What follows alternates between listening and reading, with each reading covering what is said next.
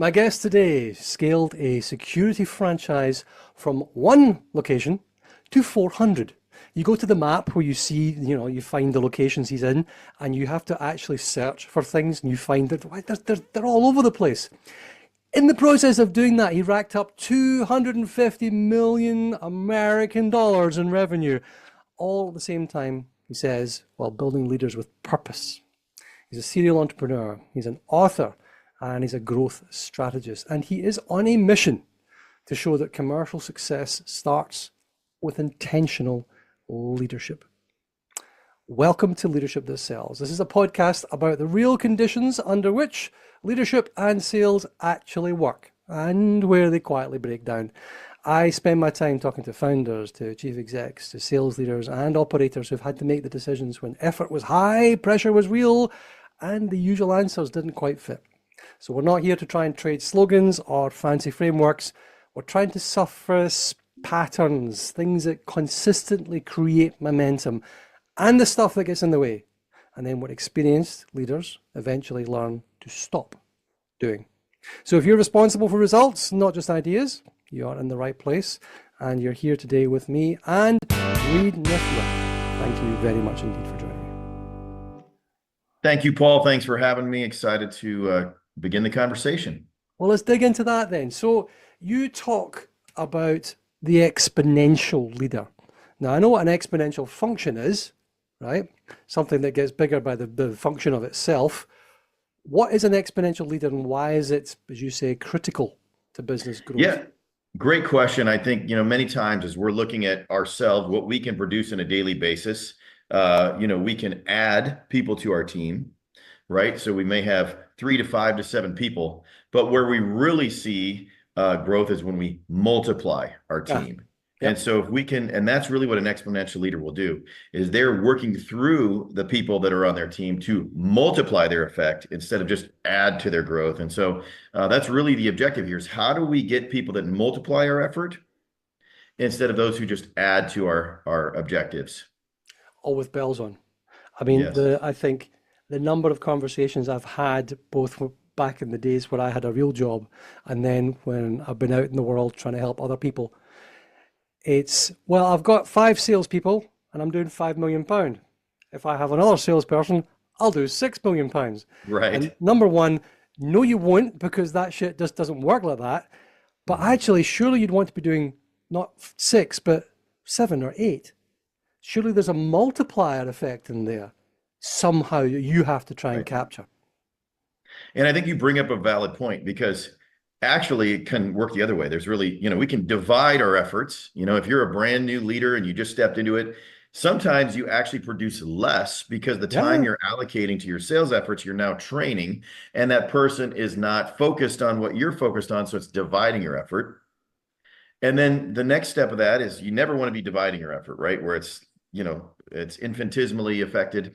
Then you might be subtracting your effort, right? Where someone may step in and you're talking and they say something that you've got to recover from. So like, I just got them to this point in the sales process and now they're subtracting from what I just shared.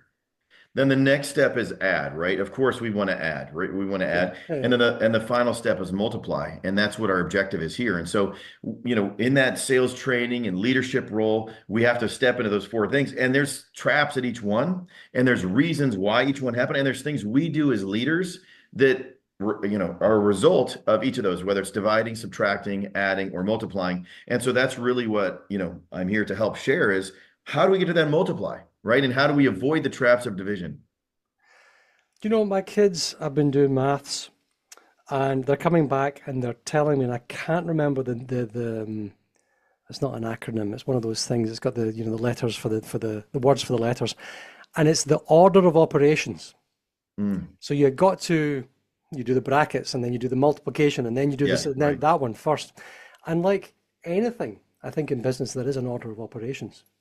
Is there a system? Is there a series? Is there an approach that you should follow? What do you do first? Yeah, and I think it's leader selection. The first thing is leader selection, right? There's, traps that we will have. There's people that we can get trapped and get into people that divide because they are telling us they're great, right? I mean, a division is saying, hey, I can do everything you want to do. And we have to see through that, right? We have to look at the equation, order of operation at the point you're making is saying, wait a minute, if I kind of order of operation, the first thing that's most important is leader selection that I'm going to invest in. Because what will be the consistent piece, the equals, is our time, where we're investing our time. So we want to select what is our time. And so in a equation, right, 0 is a number that if you multiply, it will not help you, right? It'll actually take everything away. And so if they have no capability, 0 capability, and you multiply, no matter whether you multiply, you divide, you add, you subtract, 0 really doesn't help you. And so what is the largest number that they can contribute? And that's what we want to look at. And that comes down to character, that comes down to experience. Quite frankly, in my experience, it comes down to drive. And it's not what they say, it's what they do. And so I think the first thing I would tell people to say is, don't just listen to what they say, see the effects of what they've done, right? Performance has a way of showing you the results, right? If you're performing, there's a result. However, people can tell you, but there's no evidence. And so the first thing I would say is there evidence, historical evidence of progress in their life? And now what I didn't say was success. What I said is progress. Because in the past, success can be circumstantial, right? However, progress will be consistent. Yeah, totally. I mean, sorry, I'm interrupting you there because the big thing is we're hiring people now who have had a couple of years of struggles. Oh, but I was just unlucky in the last 2. Right. No, mate, you weren't unlucky. You were just shit. You were caught out. You That's were right. lucky in the previous 15. That's Okay? right. I turned 52 this year. Now, obviously, I'm vastly older than you, mere 31, I can see there from the hairline. That's a man, big man. So I've gone through a number of cycles now. I've gone through the dot-com crash. I've gone through the 2008 bullshit. I've gone through this last, all these things. And it's all cyclical. And you see, but I think, frankly, I've been in a recession since I started work, really. We've had free money and more free money and yet more free money. And all the free money has caused everything to go up, including quotas, including your salaries and your results. But it's really now that the rubber is hitting the road when we're being asked to really perform in straitened situations where people do not want to buy stuff they do not need to buy. That's right. Right? And by the way, it's PEDMAS. Please excuse my dear Aunt Sally. That's how you have, yeah, there's always those acronyms. Although some acronyms are difficult to remember, is that one. I prefer acronyms that are maybe easier to remember. I think that first piece is we're talking about that equation to lead exponentially is, again, selecting the right person. Right. And then the second is let's put them in the right context. Right. And so, again, if we're using your equation analogy, if you put the 0 before or afterwards in a division, where's that at? And so I think our next job is once we have the right salesperson or the right leader that we're putting in place, we want to put them in the best place for them to have the greatest impact. Right. Yeah. And that's our job as their manager and their leader to say, okay, are they someone that's customer facing? Are they someone that is strategic? Are they someone that can foster a conversation that would lead to a sale? And so what result are there? And so there are probably listeners in your audience that say, you know what, I'm a good person, but I've been put in the wrong situation. Yeah. And so that situation can be one, who are they around? Who's the leader they're following? And does that leader lean into what they're doing? Do they align with that leader? And so maybe let's invert this and say, you're the person that is going to choose a leader. Make sure you align, right? Put that there because when we multiply, that means that both numbers in that instance work well together to truly be exponential. And so we want to make sure we find that leader that's a high value leader that we can multiply alongside. And so then as a leader, the next step is finding that right person and putting them in the right situation. And so that might be eliminating it. I had a conversation just yesterday afternoon with an individual, and I said, where are you most likely to be successful? And we went through the kind of the vertical or the area that he said, I really understand this area of business. I really understand the clients that are here. I understand what they're going through. It'd be foolish for me not to encourage them to step into an area where they have strength. right? As opposed to learning a whole nother industry. So that's the second part of leading exponentially. The first, selecting the right person. The second, selecting the right environment. And so that's what I would say is the second criteria as we're looking at how do we find exponential leaders. And then we'll talk about the subsequent criteria as we kind of settle this one in. So find the right area for the right leaders, the next step. There you go. So, I think it's paraphrasing Jim Collins, he says something like get the right people on the bus, That's right? right. And then you've got the whole Gallup thing going on there, which is lead from strengths, find their strengths, That's give right. them things that they're good at. I mean, this whole, I want to find my purpose, and I want to find things that really, my ikigai and all that stuff. If you do things you're good at, you will be astonished. You'll just Yeah, be that's right. And your astonished. purpose is usually what you're good at, candidly. I Yeah, mean, it's not usually my hard. purpose isn't what I'm terrible at. So those two things kind of fall hand in hand here. Yeah. And so once we have that first step is right person, right? That's clear on their purpose, right place, Hmm. right? Then it's the right leadership, right? How do we appropriately lead them? And one of the first things I do when I have a direct report, I said, who's been the most effective leader that has ever led you, right? Meaning, Beautiful. I've never managed you, but you've been managed before. So clarify to me, what environment have you flourished the most in? And my job as a leader is to adjust my approach to get the most out of that individual instead of having them adjust to my style as a leader. And there's a little bit of both, right? Clearly. But I should lead them in their most effective role going forward. And we'll use an analogy here again, and we'll follow your children and students in the math class, right?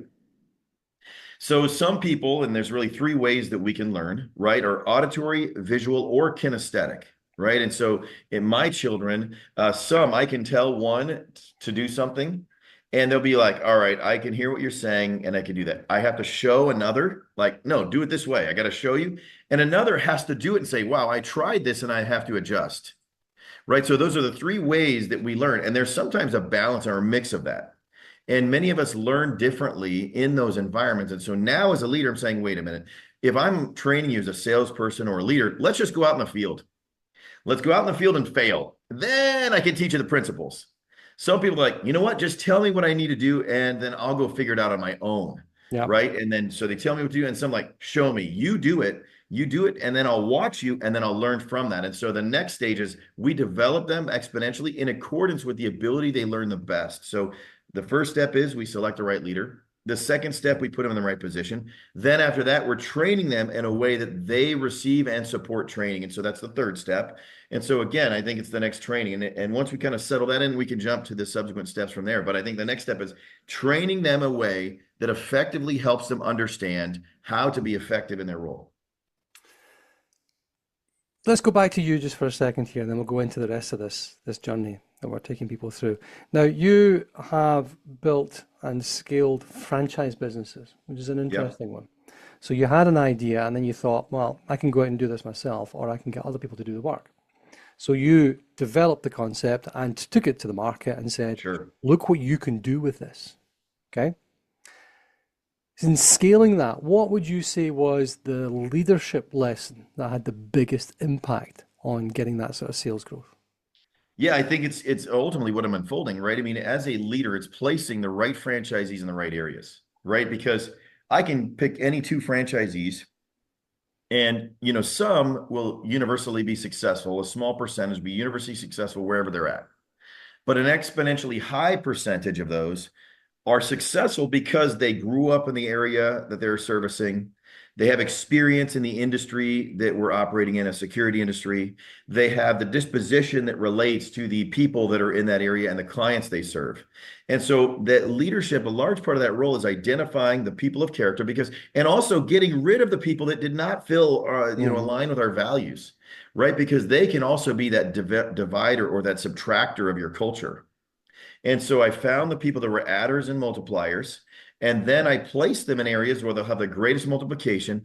And then if you saw on my daily basis as I'm interacting with these leaders that are franchise owners and key employees, I am adjusting my style to support them in accordance with what they're doing, right? I mean, throughout the United States where we predominantly operate, if you just come to the United States and you go to New York, or you go to a small community in a rural area, there's going to be a totally different personality of those communities, right? Yeah. You're going to get your fast talker New Yorkers, and you're going to get your people that have, a handshake means everything in the Midwest, right?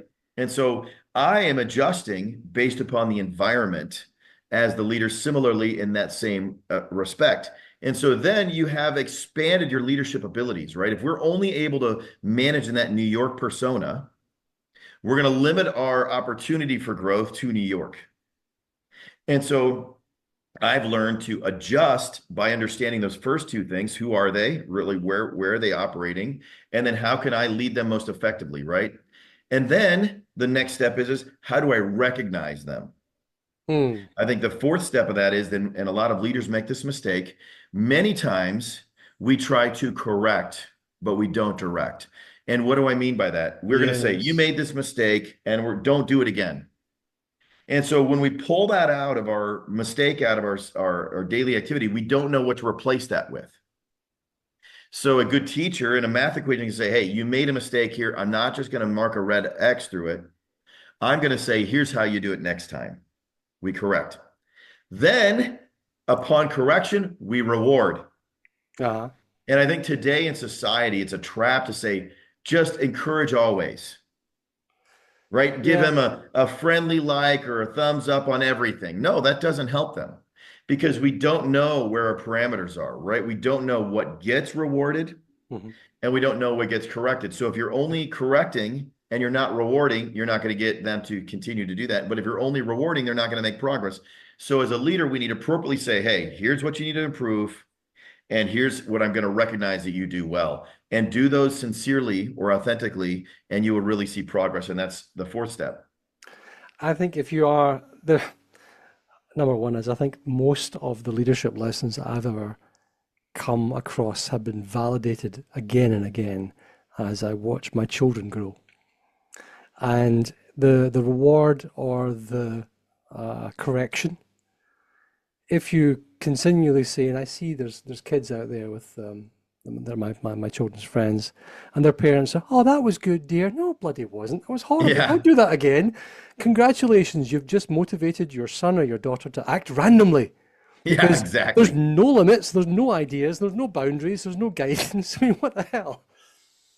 Right. Anyway, okay, so we're rewarding, and then what?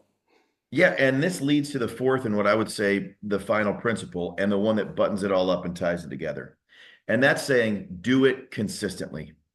I mean, I know I may look young, but I'm 49. I'm only 3 years younger than you are. And I've been at this for 20 years, nearly 20 years. And I think the thing that really stands out is I have led exponentially because I'm consistent. And again, we'll go back to your math equation because that's kind of been the theme of this episode. How many times does the multiplier X mean multiply?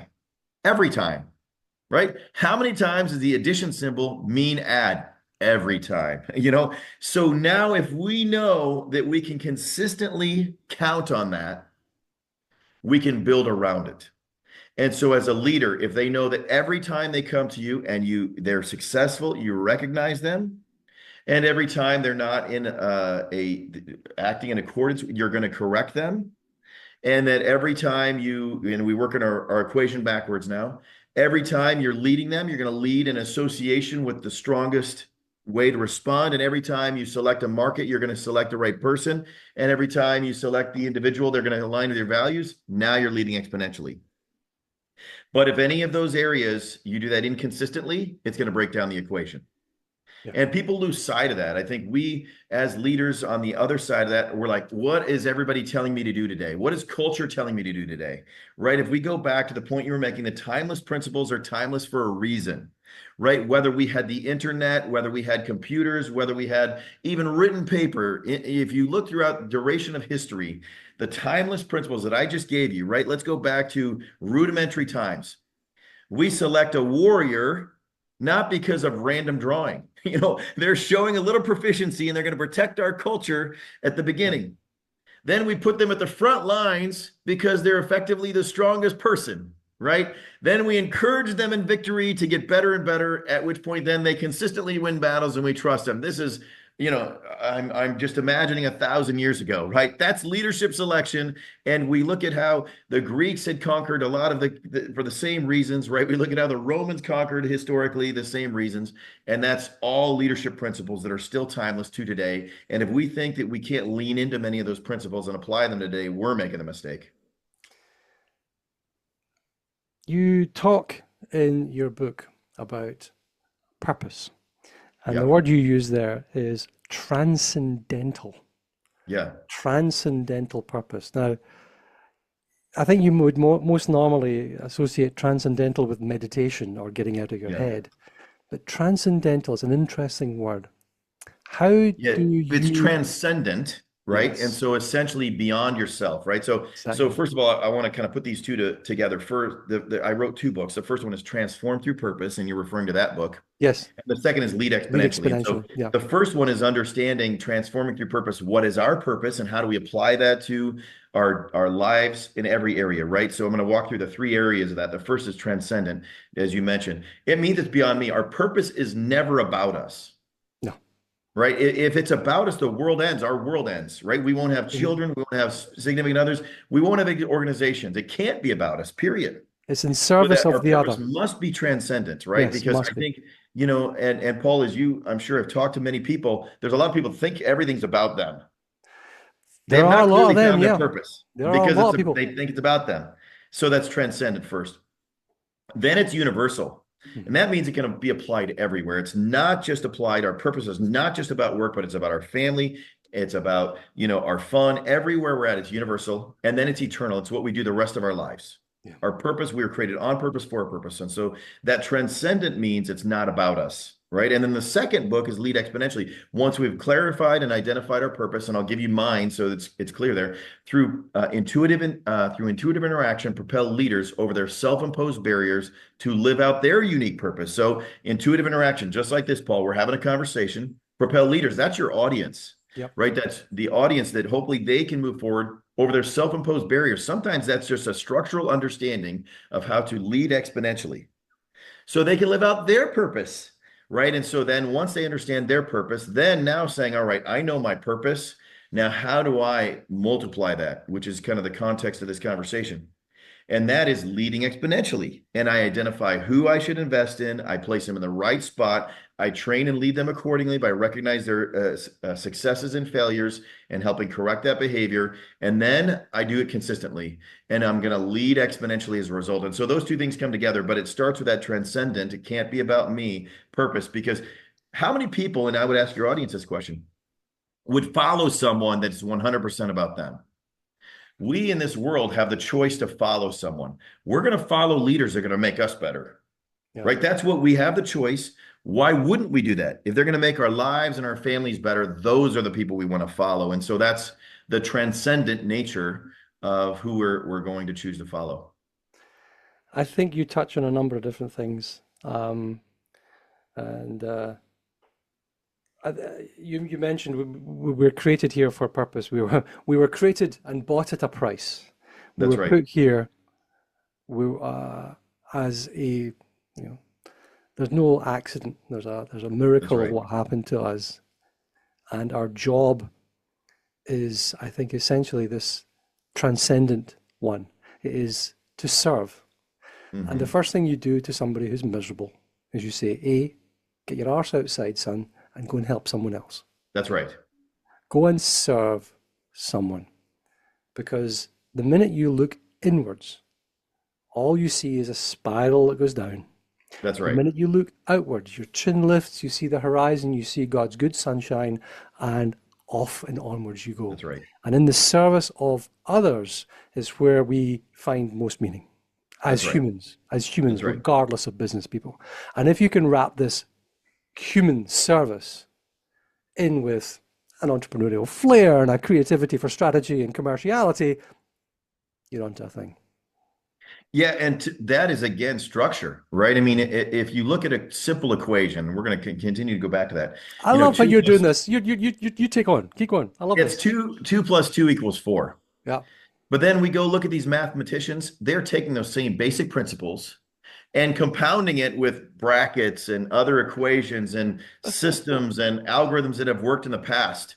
But they started with the foundational piece, right? And so how do we do similarly the same thing, right? We build on the basic principles and then we get comfortable and consistent doing that, and then we lead exponentially. So if the first step for someone is to say, I need to find my purpose. The second step is saying I have a handful of people that lead me. Then I lead, in my case, an organization that's in 48 states and in multiple countries, including throughout Europe. We are then doing that because I've built on those principles. I'm adding other people to those equations that are multiplying each other. And that's how we truly get exponential, right? Is that now, in my case, it transcends language and culture. Mm-hmm.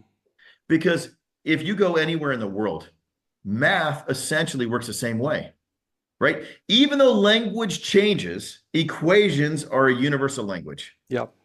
And I believe leading exponentially does that. The words or the dialect, in your case, the way your accent is versus mine, may change, but the leadership principle is the same, right? And I'm just communicating that. And we may have some cultural, understanding that we need to consider, but at the same time as we can still lead exponentially, and the world can come together as a result. And so that, however, never is about a leader.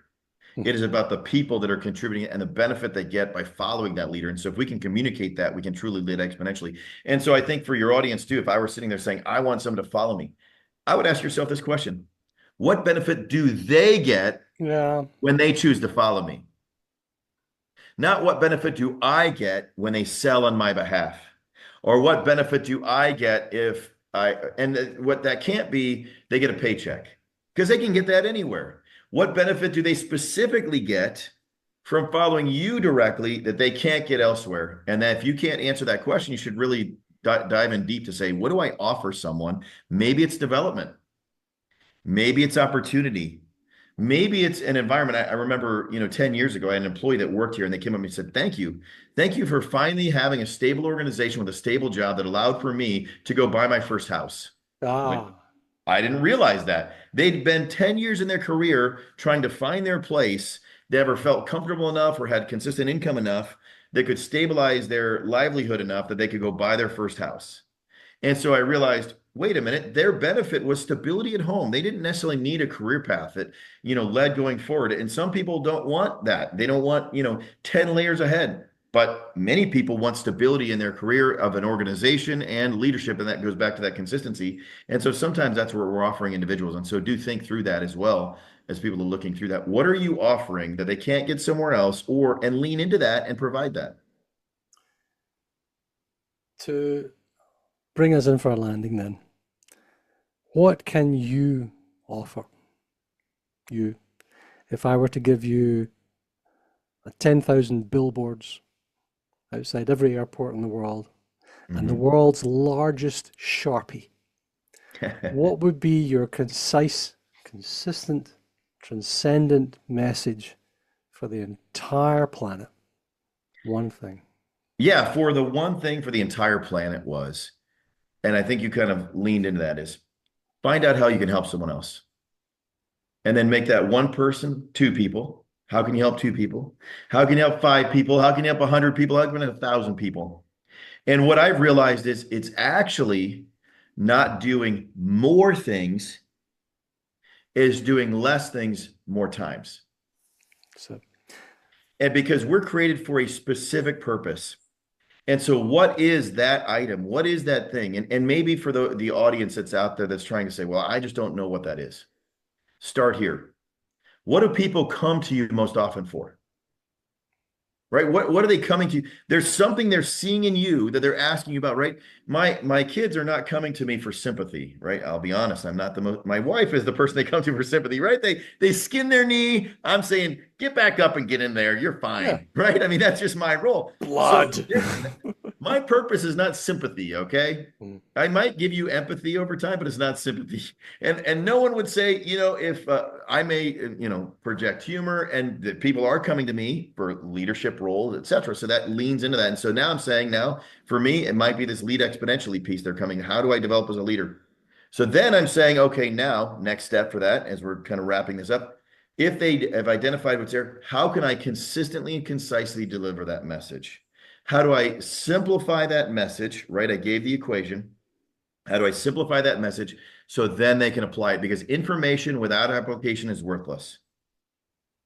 So how do I, as a leader that has a 30-minute podcast here, give them a tool they can go apply in their lives? And so that's the next step. If they're coming to you for that, how do you button that all up so you can hand it off to somebody else so their lives can be improved? And that would be my challenge to the audience to say, okay, find out how you can help one, two, three, four, five. Then how do you simplify that message so you can do more of the same instead of more things, right? And then the next part is, how do you eliminate things that are distracting you from doing those things? And if you can figure that out as a leader, you're going to see exponential success. Exponential success from exponential leadership. I think that's a beautiful place to end this. And it just lets me say, read Nyffeler. Thank you very much indeed for joining me. Thank you, Paul. Great conversation, and challenge your audience to go apply it and see the benefit of it.